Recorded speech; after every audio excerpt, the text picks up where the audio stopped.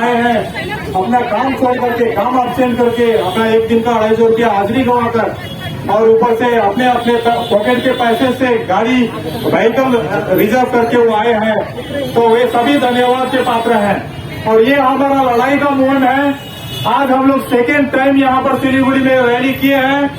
इससे पहले हम लोग कर चुके हैं और पिछली बार की तुलना में आज दोगुनी ज्यादा भीड़ है। आज ये हमारे लिए खुशी की बात है कि हमारे सारे चाय बागानवासी लोग, विशेष करके हमारे आदिवासी संप्रदाय लोग आज जाग गए हैं अपने अपने अधिकार के लिए, हुए अपने जमीनी अधिकार के लिए।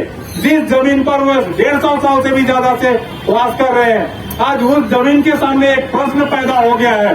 सरकार ने एक ऐसा कानून लाया है जिससे कि वो अपना काम भी गंवाएंगे वो, क्योंकि चाय बागान की जमीन लीज लैंड अब फ्री होल्ड में बदल चुका है और उस पर तरह तरह के प्रोजेक्ट बनेंगे और धीरे धीरे लोग काम गंवाएंगे। तो वे काम कहाँ जाएंगे, क्या काम करके, क्या रोजगार करके खाएंगे, उनके सामने एक बहुत बड़ा प्रश्न पैदा हो गया है।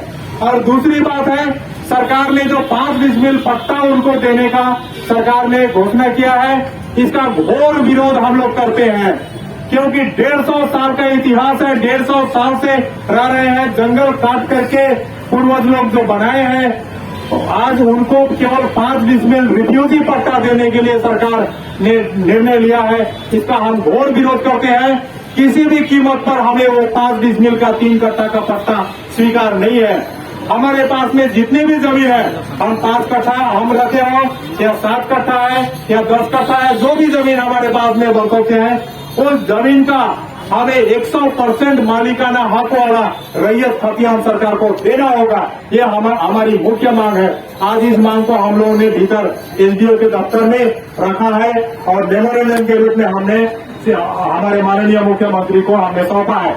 इससे पहले भी 14 सितंबर को हम लोगों ने दार्जिलिंग जाकर के हमारा सभी चाय बागानवासियों का बड़ा हस्ताक्षर करके भारी संख्या में वहां पर एक बहुत बड़ी फाइल के रूप में हम लोगों ने जमा किया। एक ही मुद्दे पर हमने जमा किया, वहां भी यही 5 डिसमिल पट्टा हमें नहीं चाहिए। हमारे दखल में बरसों से जो जमीन है, उस जमीन का 100% स्वामित्व वाला रैयत खतियान हमें देना होगा। ये हमारा मूल दावी है। तो आज हम लोग शांतिपूर्ण ढंग से अंतिम बार हम लोग आज यहाँ पर हम लोग मुलाकात कर रहे हैं सरकार के पास में, क्योंकि हम देख रहे हैं कि जितना भी तराई द्वारस के शांतिपूर्ण आदिवासी लोग शांतिपूर्ण ढंग से आंदोलन कर रहे हैं, सरकार भी इसे बहुत हल्के में ले रही है और सरकार 2 नजर से देख रही है। पहाड़वासी लोग जो फिलहाल कुछ दिन पहले से आंदोलन में उतरे और उनकी दाबी है, उनकी मांग है हमें 5 डिसमिल जमीन नहीं चाहिए, लेकिन हम फरवरी महीना से ही आंदोलन में कूदे हुए हैं, लेकिन सरकार हमें बहुत हल्के रूप में ले रही है। ऐसा लगता है कि सरकार को कि इनको हम लोगों को समझा बुझा लेना बहुत आसान बात है और ये नहीं भी मानेंगे तो हम दमन पीड़न से शायद इनको कंट्रोल में कर लेंगे। अगर सरकार ऐसा सोचती है तो गलत सोच रही है सरकार। अगर हमारी बात शांतिपूर्ण ढंग से नहीं मानी जाती है तो अंत में आगे चलकर हमारे लोग धैर्य खो देंगे। धैर्य खोने के बाद में अशांतिपूर्ण रास्ते में जाएंगे, तो इसके लिए हम लोग जिम्मेदार नहीं होंगे।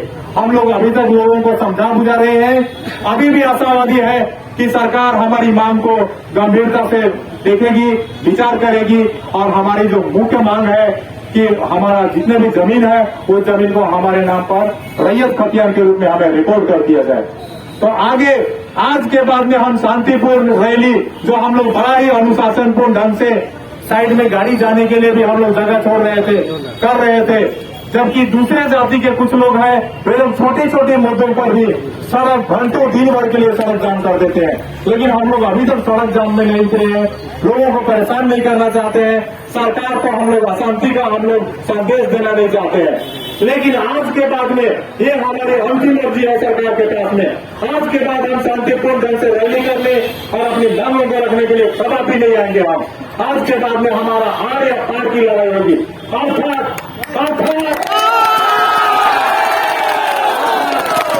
जाम करना हो, रेल रास्ता जाम करना, कुछ जंगल उन्होंने अपने लिए भी साफ किया था कि इस पर हम खेती बाड़ी सब्जी लगाएंगे। उस जमीन को भी चाय बागान वालों ने अपना जमीन करार दिया, उसे घेरा में अपने घेरे में ले लिया और आज उसको भी लीज लैंड बोल करके इतने दिन से हमें एक पक्का का छोटा सा घर तक बनाने नहीं दिया जाता था। तो आज हमें डरने की बात नहीं है। आज हमें खुशी की बात है, हमारे इतने सारे आदिवासी भाई बहन लोग जाग चुके हैं और भी जागना है। दुआरस से हमें समाचार मिलना चाहिए कि पूरा दुआरस जाग गया है, क्योंकि दुआरस लोग अभी तक था और आज के बाद वो लोग लगातार आंदोलन के माध्यम से अपनी मांगों को रखेंगे और कभी भी इस बात से समझौता नहीं करेंगे कि हम पट्टा हमको स्वीकार है वो करके कभी भी। आज किसी कारण से वो अपील नहीं की है। हो सकता है उनका सोचना हो कि आदिवासियों से वो बात करने नहीं चाह रही हो, ऐसा भी हो सकता है, लेकिन हमारी बात उन तक पहुंचाना था, माननीय मुख्यमंत्री तक पहुंचाना था।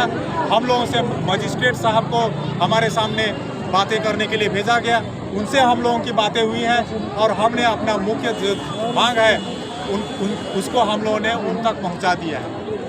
आज देखा जाता है कलकत्ता में भी एक आंदोलन हो रहा है आदिवासी लोगों का, तो उनके साथ क्या आपका कोई संबंध नहीं है? वो लोग भी मांग कर रहे हैं आदिवासी का जितना भी अधिकार हक है, तो क्या बोलिएगा इसके विषय? आज आदिवासियों के ऊपर में केवल एक प्रकार से हमला नहीं हो रहा है, बल्कि हर प्रकार से हमला हो रहा है। केवल बंगाल नहीं बल्कि भारत में सब तरफ देखा जा रहा है। उड़ीसा गवर्नमेंट, जिसको सबसे अच्छा वहाँ का गवर्नमेंट माना जाता है, वहाँ भी अभी फिलहाल कुछ दिन पहले देखा गया कि वहाँ पर बॉक्साइट का खुदाई करने के लिए आदिवासी गाँव को वहाँ से विस्थापित करने के लिए कोशिश किया गया। आदिवासी हमारे भाई लोग आए, वहाँ पर कुछ पथराव हुआ तो उनको यूएपीए कानून में उनको भीतर डाल दिया गया उनको। तो इस तरह से आदिवासियों पर चौतरफा हमला होता है। आदिवासियों का मूल अधिकार है जल जंगल जमीन पर, लेकिन उन्हीं पर लगातार हमला होता है, उन्हीं के सिर में पेशाब किया जाता है, उन्हीं की बेटियां रोज दिन रेप हो रही है। आज हमारे फांसीदेवा ब्लॉक में केवल फांसीदेवा थाना में 1 महीने के अंतर्गत 4-4, 5-5 आदिवासी लड़कियों का रेप हुआ है। ऐसा किस लिए, ये हमारा प्रश्न है, क्यों होता है? सरकार को जवाब देना चाहिए इसका।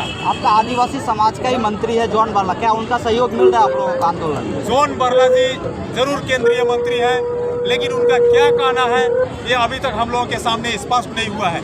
उसके बाद में हमारे बंगाल सरकार का बुलू चिक बड़ाई है आदिवासी कल्याण मंत्री, वो क्या कर रहे हैं आज तक ये उनके कानों में अभी तक पहुंचा है कि नहीं कि आदिवासियों के साथ में ये हो रहा है। उनका काम अब नहीं रहेगा, उनका रिहायशी जमीन से भी बेदखल होना पड़ सकता है, वो उन तक सुनाई पड़ रहा है कि नहीं, ये हम लोग। आपका समस्या का समाधान नहीं होता क्या इसका लोकसभा में असर पड़ेगा वोट? अगर समस्या का समाधान नहीं होता है, लोकसभा वोट के आगे नहीं होता है, तो हमारा तराई से तो जरूर असर पड़ेगा। दुआरस से भी जो आदिवासी लोगों का बहुत भारी संख्या है वहाँ से भी पड़ेगा, जरूर पड़ेगा। अगर आप लोगों का मांग को अगर नहीं माना जाता है, आगे की रणनीति क्या हो जाता? अगर इसके आगे आज के बाद में अगर सरकार कुछ भी नहीं, उल्टा हमको टेढ़ी नज़र से देखा जाता है। पहाड़ को बहुत प्यार की नज़र से, तराई दुआरस को टेढ़ी नज़र से, जैसा अभी हम लोग को महसूस हो रहा है। आज के बाद में हमारा अगला स्टॉपेज होगा, हम कहीं मुख्य सड़क को, मुख्य रेल मार्ग को अवरुद्ध करेंगे, हम लोग अनिश्चित काल तक के लिए अवरुद्ध करेंगे। सरकार को चैलेंज कर रहे हैं आप लोग? अगर नहीं, ये चैलेंज नहीं है, ये हम लोग अभी तक हमारा धैर्य है। धैर्य टूटने के बाद में चैलेंज हम नहीं करते हैं सरकार को। सरकार को हम लोग ये मैसेज देना चाहते हैं कि आप जल्दी इस बात का सुनवाई कीजिए, जल्दी आदिवासियों का समस्या का निपटारा कीजिए आप। ठीक है, धन्यवाद। थैंक यू, धन्यवाद।